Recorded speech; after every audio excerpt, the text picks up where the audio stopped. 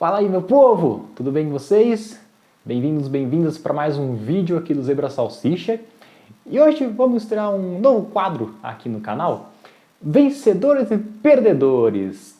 Toda segunda-feira, depois de corridas, nós vamos apresentar um quadro com os vencedores e os perdedores depois de cada GP. Vou separar aí de 5 a 6 elementos e indivíduos que se deram bem, se deram mal naquele grande prêmio, e a gente vai discutir isso no vídeo de segunda-feira aqui no canal. Antes de mais nada, aproveita e já se inscreve aqui no Zebra Salsicha, deixa o like também, ajuda bastante a divulgação do vídeo aqui no YouTube. O algoritmo do YouTube sabe que ele precisa de likes, precisa de visualizações para fazer o vídeo bombar, então ajuda a gente, vai ser muito legal ver esse vídeo chegando mais longe aqui na plataforma. Vamos então para os vencedores e perdedores do Grande Prêmio da Holanda ou dos Países Baixos. O que você acha mais legal?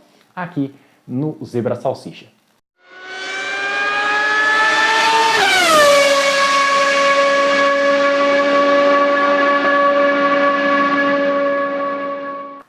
Vamos começar com os vencedores? Os integrantes do pódio, eles são vencedores na medida das suas características, das suas circunstâncias. Verstappen chovendo molhado, né? Batendo recordes atrás de recordes. Na Holanda ele igualou o recorde de 9 vitórias consecutivas do Sebastian Vettel, que há 10 anos atrás conseguiu isso com a mesma Red Bull também. Tem um desempenho digno das grandes dinastias da Fórmula 1, como eu já vinha falando em outros vídeos. Essa combinação carro-piloto tem sido digna dos grandes domínios da história da Fórmula 1, e é muito incrível ver o que o Verstappen tem feito com uma máquina que ele tem.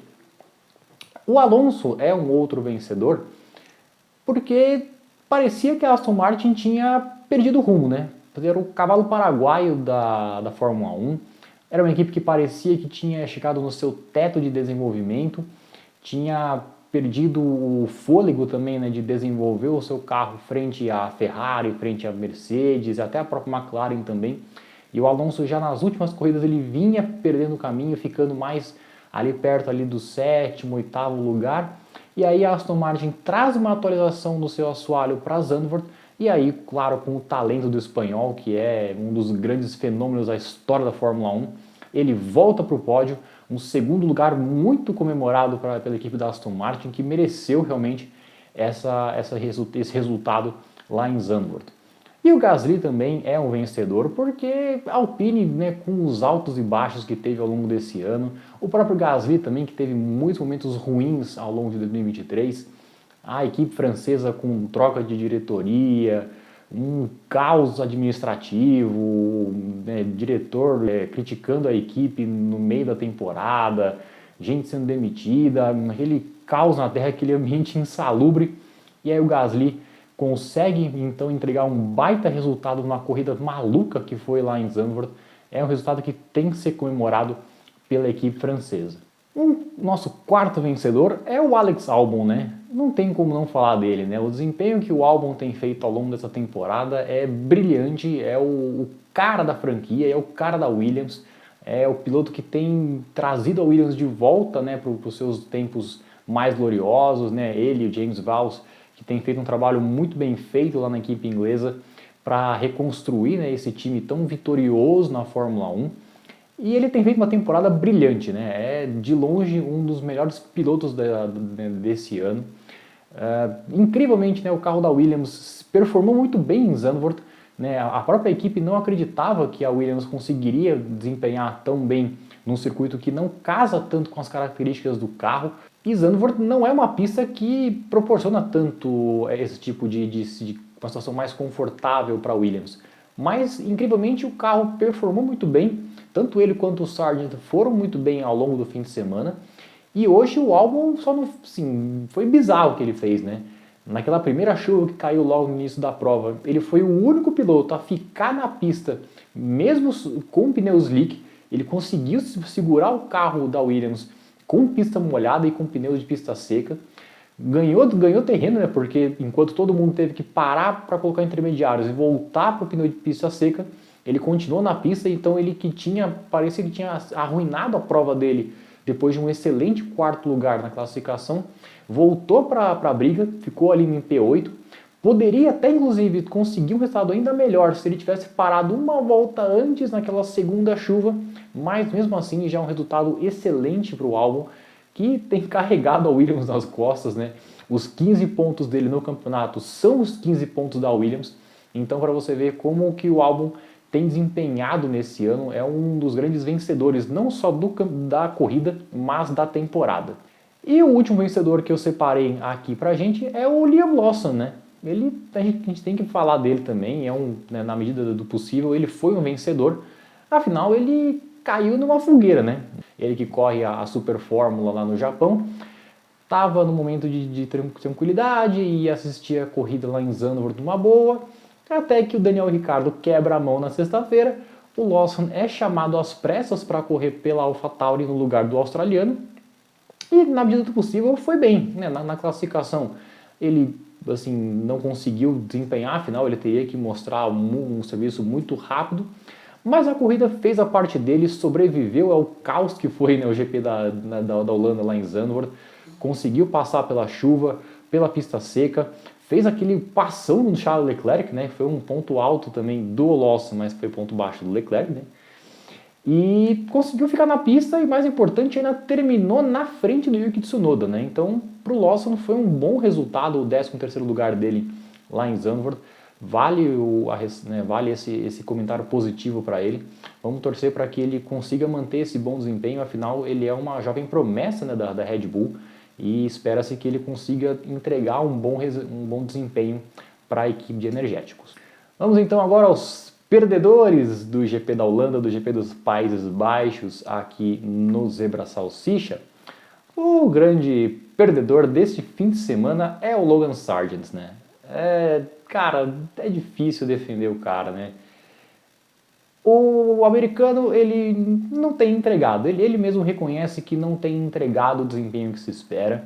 Ele até tem alguns flashes de velocidade, né, especialmente nos sábados, né, em que ele até consegue fazer boas voltas, mas está devendo. Ele se classifica atrás do Alex Albon em todas as corridas deste ano. É uma lavada assim bizarra, né? O contraste entre ele e o Albon nessa temporada é gritante. O Albon carregando o time nas costas e o Sargent sofrendo para passar do Q1. Então fica muito gritante.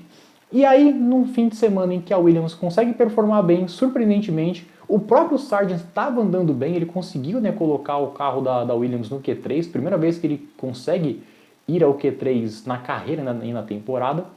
Mas aí ele bate na classificação, bate na corrida, e aí fica difícil defender, né? Ele mesmo quando saiu do carro, depois de bater o carro hoje na corrida, ficou ali desolado, com a cara assim de quem fez groselha, fez caca, e a pressão só aumenta para cima dele, né? Ele agora vai ter o GP da Itália, que é uma prova onde a Williams deve performar muito bem. Ele vai ter quase a obrigação de pelo menos chegar nos pontos. Se ele não conseguir isso, vai ser talvez a gota d'água para que a Williams aperte o gatilho e troque ele ao fim da temporada. Um outro perdedor desse fim de semana é o Charles Leclerc, né? Coitado do Leclerc, a situação dele na Ferrari tá de dar dó, né? Tudo de ruim aconteceu com ele hoje, né? O carro da Ferrari já não foi muito bem nesse fim de semana. Né, claramente, tanto ele quanto o Sainz tiveram que pilotar acima do que o carro pode para conseguir entregar algum resultado. Aí na corrida ele vai para o box para colocar pneu intermediário na primeira chuva, a Ferrari não estava pronta, aí não leva o pneu, fica um tempão parado no pit lane. Aí ele quebra a asa, quebra assoalho, toma passadão do Liam Lawson. Um show de horrores para o Monegasco nesse fim de semana, uma corrida para ele esquecer. E justo no fim de semana seguinte tem GP da Itália, né? Vamos torcer para que as coisas melhorem para o lado do Monegasco para a próxima corrida lá em Monza. O George Russell também é um perdedor desse fim de semana, né? Ele teve a corrida meio que arruinada logo no começo, né? Ele largou da terceira posição, fez uma excelente classificação, poderia claramente lutar por um pódio ao fim da corrida, mas aí com a chuva logo no início, a Mercedes acabou errando na estratégia, acabou optando por manter ele na pista com pneus de pista seca por um tempo além do necessário, e aí ele caiu lá para o fim do pelotão, e caiu quase para o último, o piloto inglês. Aí quando a pista secou, ele colocou o pneu duro, talvez por uma opção até dele mesmo, ele que tem uma leitura de corrida muito boa, calçou pneus duros para justamente ficar o máximo de tempo possível na pista e foi remando, foi recuperando o terreno, já estava nos pontos quando a chuva caiu e a bandeira vermelha veio. E aí, quando naquela confusão, né, das últimas voltas com pista molhada, ele acabou tendo um furo no pneu e aí acabou estragando toda a corrida dele, acabou abandonando. É um fim de semana bem ruim, né, pro Russell, que tem assim, desempenhado muito bem nessa temporada, mas os resultados não têm vindo, muitos abandonos também pro piloto inglês, acaba sendo um resultado bem ruim para ele. Os pneus de chuva da Pirelli foram os grandes humilhados desse fim de semana mais uma vez, né? Esses pneus de chuva da Pirelli, eles podem virar enfeite, né? Porque não servem para absolutamente nada. E a situação da bandeira vermelha, né, após o acidente do Zhou Guanyu foi, assim, é claro, foi evidente que a FIA tem medo de chuva. Lógico, teve o acidente do Zhou, talvez ali uma bandeira vermelha poderia realmente ser suficiente para reparar, né, a barreira de Tech Pro que ficou destruída por conta do acidente do Zhou, ou até mesmo para, né, colocar as coisas no lugar, mas interromper a prova por tanto tempo acabou tirando o clímax de uma corrida que poderia ser uma das mais épicas da história da Fórmula 1, com o Esteban Ocon, que era um piloto que tinha calçado pneu de chuva extrema, que enquanto estava todo mundo com o pneu intermediário, a chuva apertou. Poderia ser um grande teste para a própria Pirelli mostrar que esses pneus de chuva extrema funcionam sim, eles não são tão inúteis quanto se parece, mas aí a direção de prova acaba por interromper a prova e aí acabou ficando uma situação bizarra, né? Porque afinal, vamos então agora entrar no consenso. Ou a Fórmula 1 não corre mais em condições de chuva, ou então que se construa algum pneu que seja capaz de ser usado em condições dessa maneira, que tenha algum tipo de tração, de gripe suficiente para que os pilotos possam usar em condições de pista molhada, porque senão vai ficar feio para a Pirelli, né? Porque, pô, vai ficar aquela situação de que é um pneu que não serve para nada. É bizarro o que aconteceu hoje na Holanda.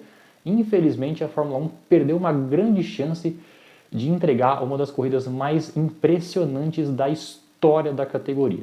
E o nosso último perdedor é o Sérgio Pérez. O nosso Checo Pérez, de novo, ele vem sendo aí desmoralizado pelo Max Verstappen, corrida após corrida.